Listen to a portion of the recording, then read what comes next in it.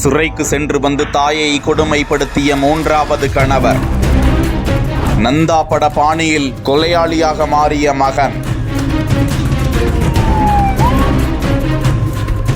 Trichy EB road கருவாட்டுப்பேட்டையை சேர்ந்தவர் பரணிக்குமார். சரித்திர பதிவேடு குற்றவாளி என இவர் மீது கோட்டை காவல் நிலையம், பாலக்கரை காவல் நிலையம், காந்தி மார்க்கெட் காவல் நிலையங்களில் திருட்டு உள்ளிட்ட பல்வேறு வழக்குகள் நிலுவையில் உள்ளன.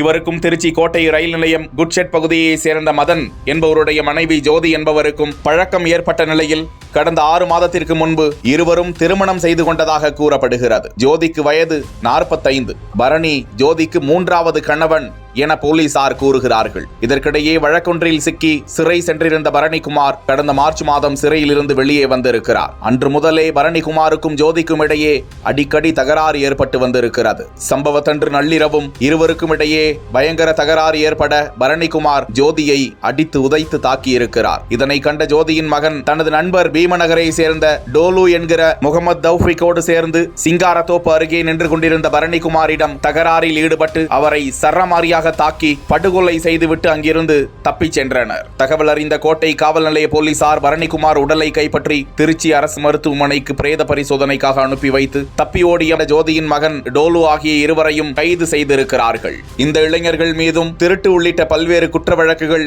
நிலுவையில் இருப்பதும் குறிப்பிடத்தக்கது.